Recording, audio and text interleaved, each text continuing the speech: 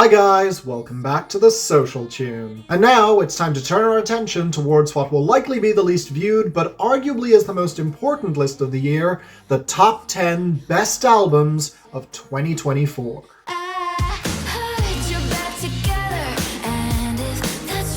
So I'm breaking tradition with this one. In the past, I would ramble on for 30 or even 50 albums at a time, often going on for over an hour. Yeah, we don't do that anymore, at least not with the albums. The top 50 songs of the year is always going to be a behemoth. And normally, this is where I would tell you to head over to my blog to check out numbers 50 through to 21, but due to certain unforeseen circumstances outside of my own control, that's not really an option. So instead, if you want to see what the other 30 or so picks would have been that didn't make this video, you can check the link in the description, which should satisfy your curiosity for now until I can put a bigger update video together. But to get into it, yeah, 2024 had a lot of great music. And much like I said in my last video, it was one of those years where the best music felt very democratic, where most people could point to the best songs of the year and agree on a consensus. And while so far I like to think I've remained in step with everyone else, yeah, this is where our paths may diverge just a little bit, as there are definitely some picks on this list that may surprise you, fair warning. After all, what determines a spot on my top 10 personally is primarily replayability. How often I came back to a complete body of work without having to skip a single track, that's what truly defines a great album in my books. And since I've committed myself to sticking to top 10 lists as much as possible, might as well start off with number 10. I know that by limiting myself to just 10 albums that the quality of this list is going to be the highest that it has ever been overall, while at the same time relegating the number 10 to the default bottom spot. And I really want to stress more than ever that this album beat out hundreds of others to make it here. And with that in mind, let's turn our minds back to 2021. I had recently promised myself that I was going to start looking more into Irish music by committing to doing a weekly series on the blog where I would review the Irish charts, both mainstream as well as a little-known top 20 chart known as the Homegrown chart, featuring 20 all-Irish songs. It was a great way to discover new local artists, still is by the way, and would lead me to some of my all-time favorite contemporary artists such as CMAT, Kojak, and of course, I don't wanna hide behind my ego. Everybody needs a hero.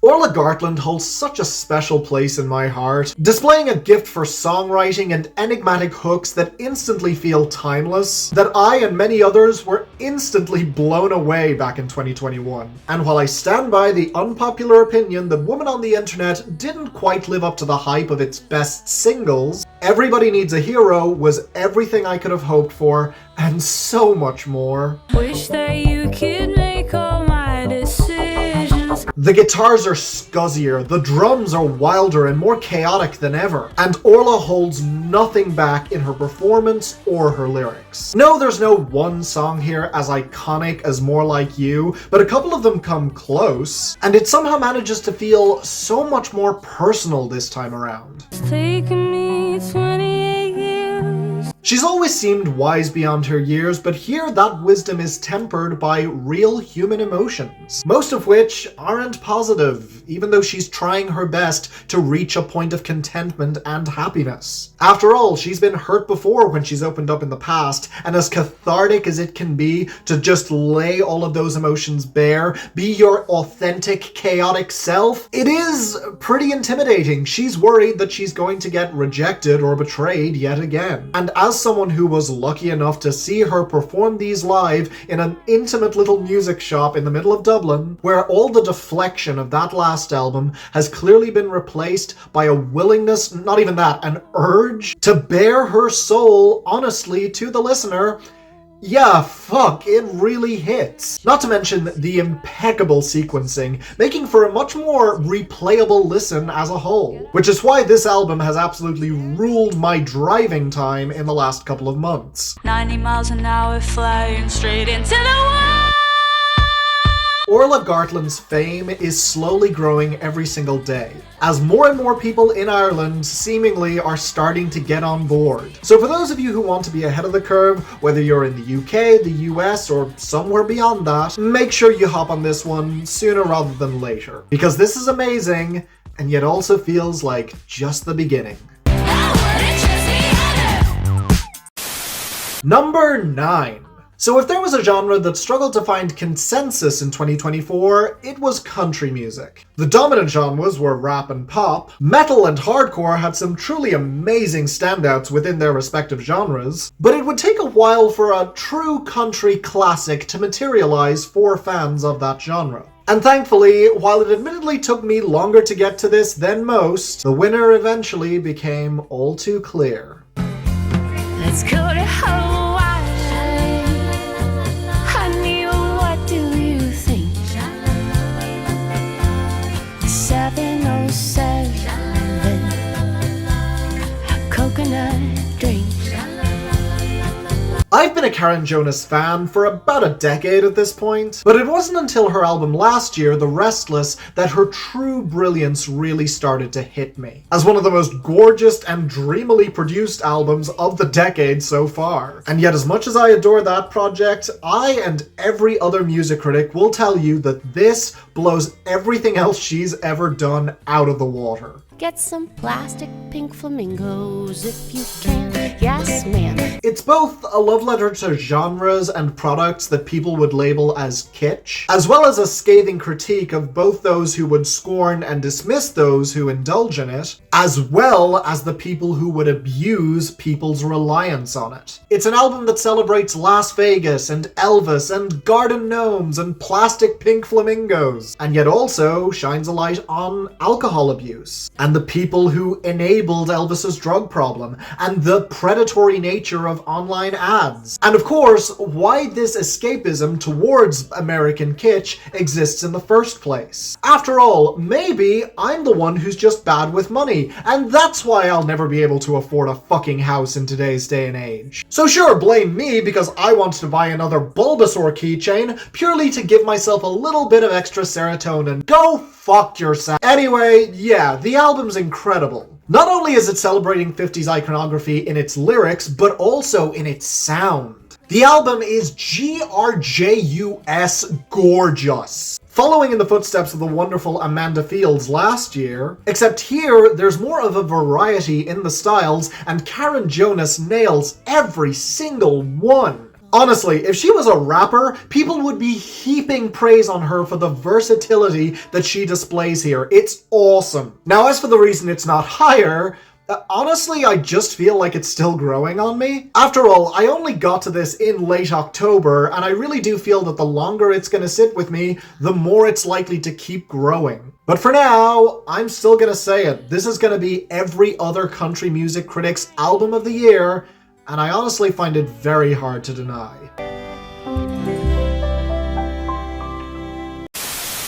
Number 8. I honestly didn't even want to put this in my top 10. It almost feels cheap, especially when his last project was a 2-disc concept album and just missed my top 10. And yet, considering the year that he had in 2024, it would feel disingenuous not to reward that.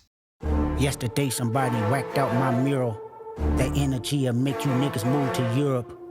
But it's regular for me, yeah, that's for sure. The love and hate is definite without a cure. So I, like most other rap fans I think, went into this with tempered expectations. After all, K-Dot was coming off of a year where he had released some of the best diss tracks in recent memory, changing the landscape of hip-hop musically and culturally from what it had been for the past decade. He won the beef, he'll be playing the Super Bowl halftime show before we know it, and this was dropped right at the end of the year and had no business going this hard. And yet, not only does this slap, an album chock full of bangers that absolutely bleeds with West Coast love, while putting several other underground rappers on the map, all while showing that he can do Drake's sing rap formula a lot better with the assist from SZA, but it's also, quite frankly, his best concept album since To Pimp a Butterfly. Don't get me wrong, I love Damn and Mr. Morale, but they both felt very transitional, like Kendrick was still making peace with the idea of how big he'd gotten after T-Pab. This feels like a homecoming, a moment of self-acceptance, where he not only seems ready to take his place at the top, but is also willing to defend it. It's a phenomenal showcase of just how much he's grown as an artist over the past couple of years, where the arguments that his raps are too conscious or inaccessible are no longer valid, but nor are the ones that he sold out, where even the most thought-free bangers on this project feel so earned.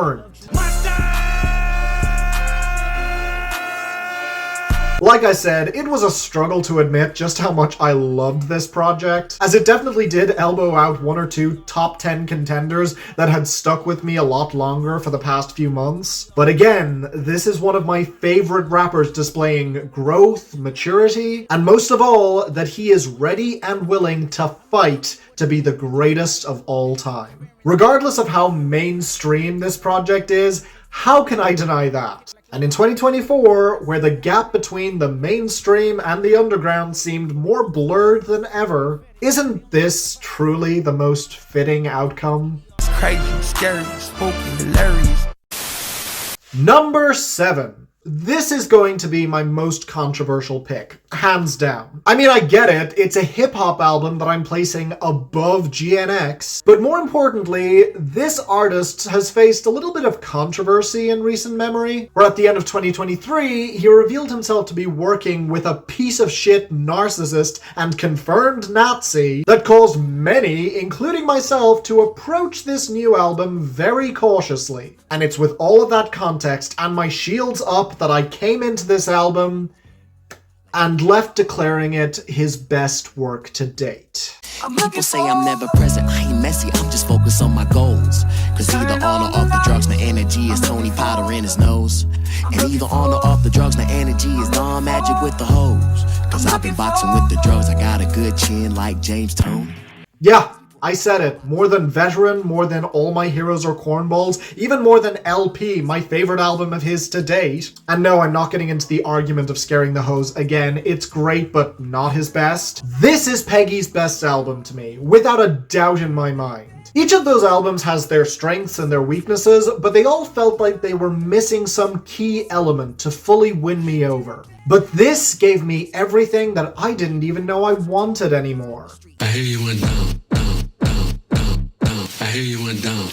The other 2024 album that this reminds me of is, bear with me now, Eternal Sunshine by Ariana Grande. Another album that was released off the back of a very controversial few months for the artist in question. And while Ari did address her wrongdoings while showing that she just did it for love and she's not about to apologize for that, Peggy is a lot more confrontational, demanding to know why you would question his motivations, even after all the conscious stuff that he's done in his rap career so far. And look, I am definitely one of the people that he's calling out here. Yeah, it's just with a father. It's just with my barber. Many of us have been following this guy for years, and we're understandably disappointed to see him working with Kanye fucking West. But Peggy really did make me rethink my stance here. He clearly wanted to work with Kanye because this was one of his idols growing up. But that doesn't mean that he agrees with him or respects him. I mean, look at what he said about people like Kanye in all of his other projects. Does this move undo all the good that he's done for the hip-hop culture over the past few years? Especially when he did it for the money and the clout,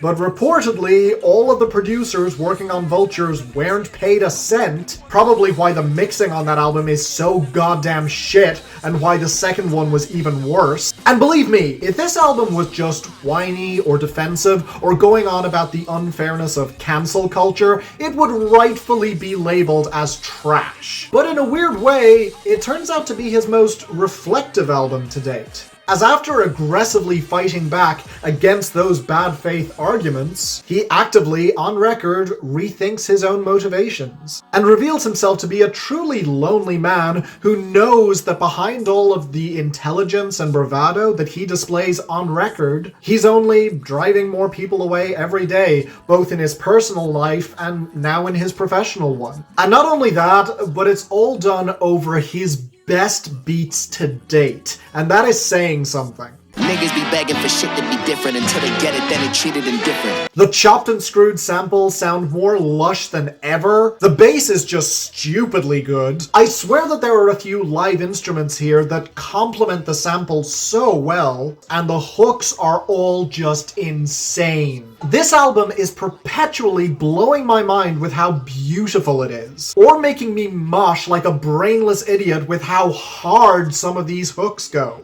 The kind of album that is bound to absolutely kill in a live setting. And Peggy himself is just crazy over all of it. His flow's sharper and more elastic than ever, and his voice the hungriest it's ever been. Not half-assing a single second of this, as if he knows just how much scrutiny he's now under. Even the guests on here are all awesome, as Denzel Curry and Vince Staples in particular show off just why they're some of the best rappers of their generation. And with the last 4 tracks being as lonely and isolated as they are, yeah, I never thought that JPEG Mafia, of all people, would make me feel choked up. And it's not just a ploy for sympathy. If anything, it feels more like an acknowledgement. A show of genuine doubt where he wonders if all that hate and backlash is justified. It was the album where, for the first time in my life, I felt like I fully understood this man. And while I don't expect it to work for everyone or wipe the slate clean by any means, if he continues to own this baggage moving forward, I think that's the healthiest thing he can do. And it really helps that in the process, he made one of the most raw and genuine albums of the year, as well as my favorite hip-hop album of 2024. Stop yapping online cause you know where I'm at, little bitch. Number 6. I bet that a couple of you thought this would top this list, and it's not like I can't see why, considering it's the only album that I gave a full review to in 2024, along with, you know, it being my favorite band of all time.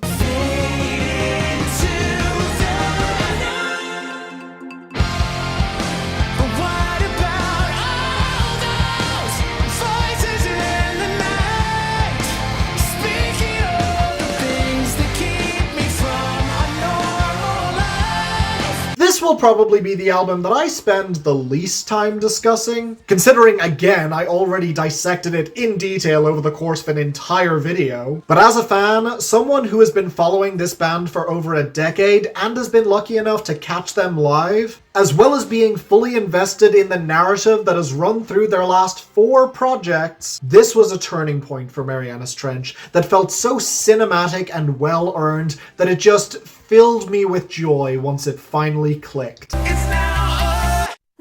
The instrumental arrangements are at their most grandiose and ambitious, reflecting that call to adventure that inspired this project. Only for you to realize that the journey home is what truly matters, and finding true happiness in an ordinary life that can still be made extraordinary because of the people you love around you, that's true happiness. And it's not afraid to show that things can get messy along the way, as more than ever, the lyrics really do highlight the strength that I've been talking about in this band for years now, where all of that subtext from the last albums is finally right there in the text, plain as day, to the point where I ironically almost missed it. It's a gorgeous album, everything that I've wanted this band to make for years now, so why is it so low? Well, the album unsurprisingly became my most listened to project of 2024, and after all was said and done, I couldn't help but return to the rest of their discography, and in particular the high points that were Astoria and Masterpiece Theater, and when we're comparing it to those albums that I consider to be perfect 10 out of 10 works of art, this falls ever so slightly short in the race. Still incredible, but there were just projects that impressed me a little more in 2024. And if we're talking about a big one, number 5. So you remember last year when I put Chappell Rowan at number 3 on this list? Remember how thanks to me and my prediction and nothing else, you all got to enjoy a full year of Chappell Rowan? You're welcome, by the way. Well, if you want my prediction for this year, that already seems to be coming true. But I'll never be in. You make it hard to see beneath the rubble, but I struggle that shit to the left. Say you're not that kind of guy. I work hard to stay in good books, but you don't read.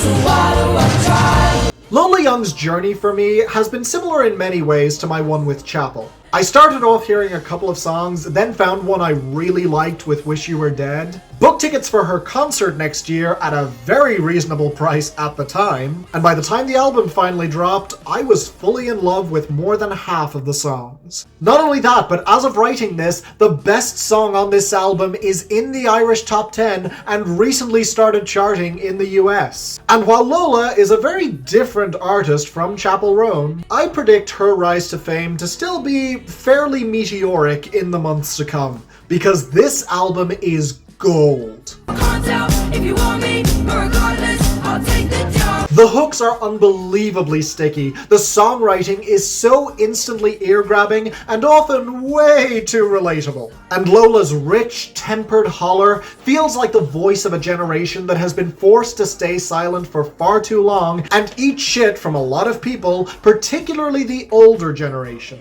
There are few artists working today with this force of personality, as Lola writes anthem after anthem for all the neurodivergent messes in the world, me being one of them, navigating love and sex and adult life as a person riddled with her own insecurities, while still being plenty smart enough to know when she's being gaslit. Hey there, intrusive thoughts, you don't make sense at all. It was one of the most instant and easiest listens that I came across this year that wasn't even initially this high, but every time I came back to it, I would pick up on a new detail, another line that sent me reeling, and before I knew it, every single song had been individually added to my personal playlist, which is pretty unheard of these days, even for my favorite albums of the year. So yeah, I'm putting all my stock in Lola Young this year, and you should do the same. This album was slept on by far too many critics on this platform in particular, and everyone needs to start paying more attention going forward. And maybe I'm not all that strange. Number 4. I said before that many country music critics are going to be calling Karen Jonas's album their favorite of the year. And rightfully so, but I don't care about being right. I just love things that make me cry. Some kind of savior to say you're so you need a new mantra every other week. All my friends are finding new beliefs. At the mid-year, this was my album of the year. And while it's lower than I would have personally predicted back then, that's only because other albums grew on me more as the months went by. Because across the board, this young artist who broke out during the pandemic exceeded my expectations.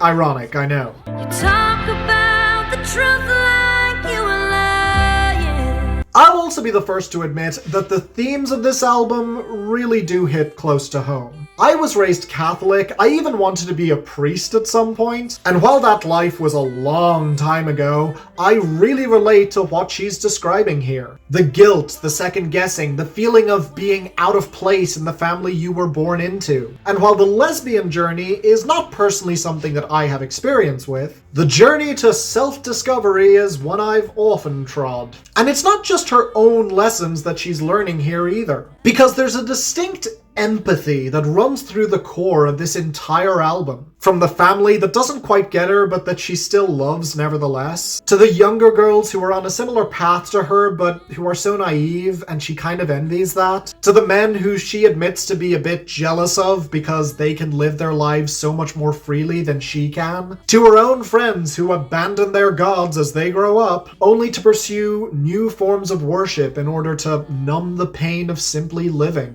all topped off with a very mature look at her own flaws, trying to reach a point in her own skin where she can comfortably be happy without having to rely on anyone else or bring anyone else down with her. And it's paired with some of her richest production ever, almost straying into indie and even pop rock at times.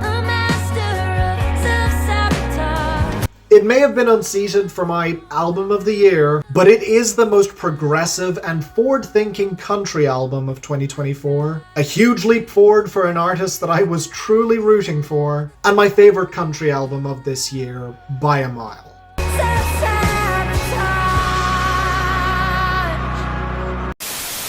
Number 3. Okay, this isn't fair. He was done! Sure, he had one of the best runs of any artist of the 2010s, but it's been 6 years since his last truly phenomenal album, and he was clearly content to spend the rest of his career making boring adult alternative music, which flirted with older genres, but would never recapture the magic of his older works. He can't just come back while doubling down on the oldies vibes, and yet pair it with some of his best writing to date to make this. As only singers could describe Mahashmashana. All is silence. To call this a lofty experiment, even by Josh Tillman's standards, would be an understatement. This is a spiritual sequel to his last album, Chloe and the Next 20th Century, except forced through the lens of his most acclaimed album, Pure Comedy. And somehow, it manages to match, if not surpass, that latter masterpiece. And to be clear here, I'm not just a blind fanboy. Yes, Father John Misty is one of my favorite artists. My first dance at my wedding was to one of his songs. But again, I had made peace with the fact that his run was over, outside of certain isolated songs. I mean, it's okay to hang up that mantle. You don't need to keep ambitiously chasing Nirvana. So not only did I not expect him to do this, but I was genuinely shocked that it worked at all, let alone this well. Where Pure Comedy was about how life is a fucking joke, where the punchline is that nothing really matters, Mahashmashana is a lot more optimistic, where the meaning of life is to give life meaning,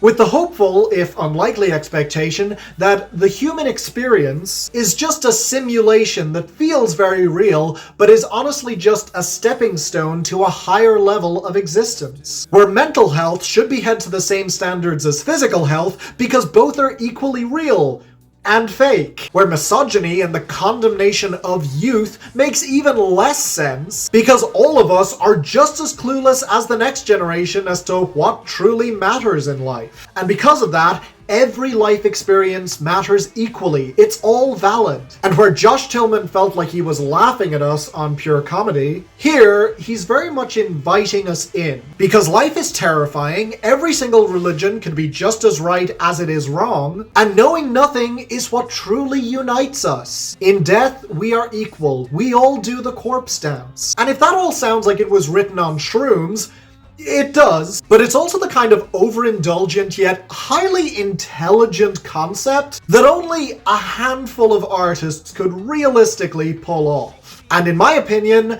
Father John Misty is one of those lucky few. Oh, and I almost forgot, this album sounds incredible. Where Chloe felt like a throwback to old black and white Hollywood films, this is defiantly lodged in the 70s, and backed by Josh's full band from his 2010s projects like I Love You, Honey Bear. And it's glorious, from the seductive horns, to the scuzzy guitars, to the impeccable percussion and bass, to the playful keyboards, to the fucking marimba on a couple of these tracks, easily the best holdover from that last album. This project floored me on first listen, and it has continued to do so ever since. I know it was released on the same day as GNX, but it feels much more timeless, like I've somehow been listening to it for months. And while too many people did not take the time to properly absorb it, which I get, again, I was also very excited for Kendrick to drop, I have a feeling that this is going to be one of those projects where the following behind it keeps growing every year until we all declare it as the classic that I already know it to be.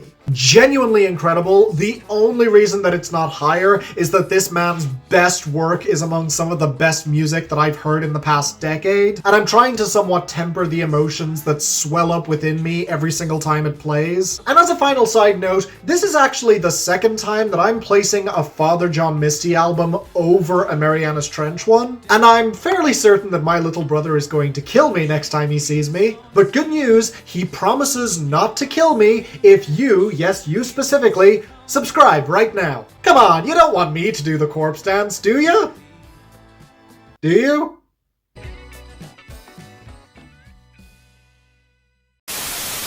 Number 2. To be honest, the top spot was only going to go to one of two albums, and they've been going back and forth all year. Even now, I can't say in good conscience which one is better, or even which one I'm going to prefer a month from now. But ultimately, what made my decision today was Saturation. Because while one of these acts had a phenomenal year in the underground, within the confines of its niche audience and genre, the latter was part of a movement so big that it felt inescapable. I'm your number one, yeah. I'm just living that life. Bondage, car, classic, but it's still pop. I get money, you get mad because the bank's up. Yeah, I know your little secret, put your hands up. It's so obvious, I'm your number one life. Ooh, I just know that placing this at number 2 is going to get some people a little bit hot under the collar. After all, it's Charlie, it's Brat Summer. It basically was culture for about 2 months out of this entire year. Hell, when it dropped, I genuinely listened to nothing else for about a week. It was everything I didn't even know I wanted, and the reasons that it's not number 1 are layered. Reason 1, I still kind of prefer her 2019 self-titled album. Not every day, mind you, but I go back and forth a lot, it's hard to say. Reason 2, I think that the remixes and the overexposure wore on me just a little bit. Yes, I realize that I'm saying this after placing both Lorde and Troye Sivan's versions of their songs on this project on my list of the best songs of 2024, but not every remix was for the better. Von Dutch was better without Addison Rae. And also, whenever I do go back to the original, I find myself missing the 1 or 2 songs where I prefer the remixes. So I ended up listening to a remixed version of the album Brat with most of the original songs and 1 or 2 remixes thrown in there. And reason number 3, this album is clearly inspired by early 2010s pop icon Kesha. One of my favorite artists of all time, who in my opinion has hit some of these notes herself a little bit better in the past. Hell, she was on the remix of Spring Breakers. Now with all that being said, guys, the album is still number 2 in the entire year. It's still iconic. It's still a cultural milestone that 2024 would feel naked without. Where the shadow it cast was so massive that it transcended music and became a full-on phenomenon. It's arguably bigger than any other single event that happened in music in 2024. Bigger than Chappell Roan's breakout, bigger than the Kendrick and Drake beef, where I absolutely cursed out the Irish charts for only giving her 3 hits. It is a damn near perfect album, which will more than likely stand out as one of the best of its genre and beyond of this entire decade. So what was better? Well, you'll find out in a moment, but first, let's run through a list of my honorable mentions, effectively numbers 20 through to 11 in no particular order, so enjoy. The Irish shoegaze band turned metalcore, who finally shed their cutesier side after being burned one too many times by bad relationships, only for the one good one to show up and melt away their carefully set up defenses. A love story that's both tense and fucking adorable.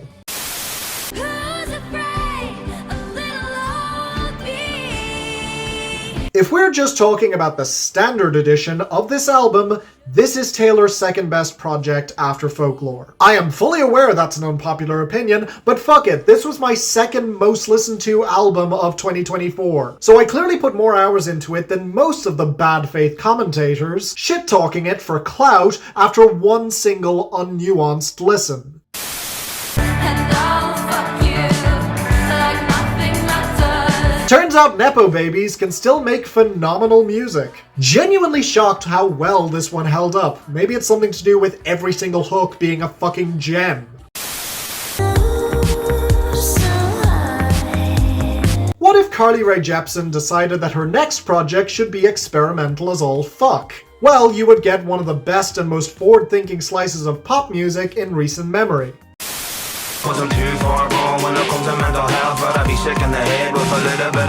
I mean, I wasn't very well going to release a Best Albums of 2024 without talking about the breakout artist from Ireland this past year. I've been bumping Kneecap for a good couple of years now, and seeing the mountains of acclaim that they got thanks to this album felt like I was part of something so much bigger than myself. Watch these guys, their stock is only going up.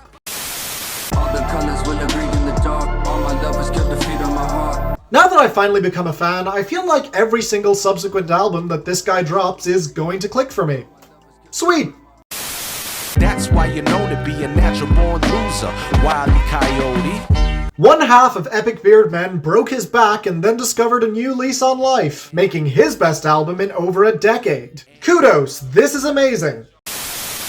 Fake bluff, fake tough niggas, dick suck, put your six up for the motherfucking princess. Ah, the other artist that everyone should be putting all their stocks into for the next year, or the next 5 years. She's already made a lot of waves, and this album is so deserving of all that praise. I'll take a warm body. I'm honestly just shocked that this didn't make the top 10. My favorite EP of the year, it takes Nell Mescal 5 songs to do what most artists can't even do in 20.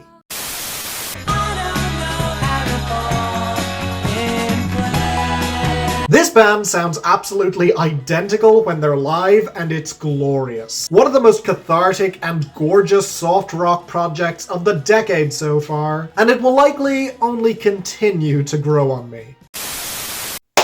And now, number 1. You know, every year, there's at least one project that every single critic seems to unanimously agree is fantastic. This year, that album was Brat to a lot of people, but I did see some outliers, people who doubted Charlie's power and charisma. And I don't understand those people. But when I look back on the last year of my life, one album really jumps out at me. One in a genre that I don't particularly gravitate towards outside of very specific projects and individual songs, but one which not only captured my attention from the moment I heard it, but then held on to it throughout the entire year. And if you've been paying attention to hardcore music in 2024, you've probably been wondering when I was going to mention the most obvious pick.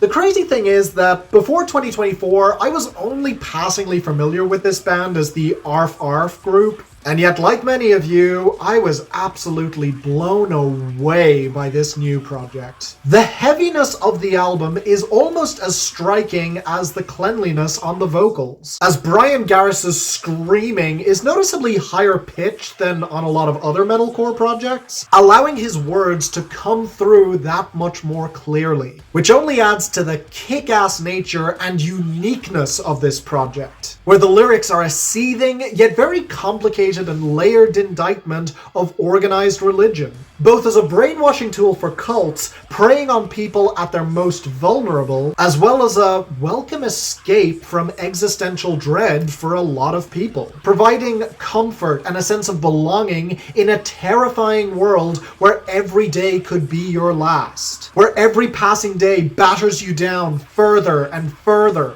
until you'll turn to anything to get back on your own 2 feet, no matter how toxic or predatory. Once again, as someone who was raised Catholic and encouraged to follow a path into the priesthood, even though I've now placed a lot of distance between myself and the church, this still hit really hard for me. As someone who's been there, understands the appeal of that community, that sense of belonging, understand why people would turn a blind eye to certain horrors, as well as those who would make excuses or just cover it up. Again, much like Knocked Loose here, it doesn't mean I respect it or condemn it any less, but I do get it. And all the guests here just absolutely kill it, including Poppy doing the best thing that she's ever done. And yes, I am comfortable saying that even after her own fantastic release in 2024, acting as the crushing manifestation of our frontman's self-doubt, as well as Chris Motionless from Motionless in White, as the fellow revolutionary ready to stick it to the upper class, those who would thrive on the poverty and miserable circumstances of those placed below them. And it's all soundtracked by their heaviest guitars and most pummeling drums to date, with elements of thrash and heavy metal that elevates this far beyond a lot of their metalcore contemporaries. It's punishing, it's brutal, and the album that I have turned to the most in the past year. Because 2024 was hard, and whenever I had trouble coping with life or the state of the world, where the cost of living just keeps going up, politics repeatedly fall into shambles, and where there were several days that I felt like I was on the verge of a panic attack and I needed an outlet, this was it. You Won't Go Before You're Supposed To by Knocked Loose is my favorite album of 2024. Impossible to remove from the wider context of the past year that I just had. It's a cathartic, wonderful, adrenaline rush of a project, very deserving of its mountains of critical acclaim. And those were the best albums of 2024. Share your own list down in the comments below. New videos coming very soon, including a big update video, so keep your eye out for that. And until the next time, I'm Finn, and this is The Social Tunes, signing off.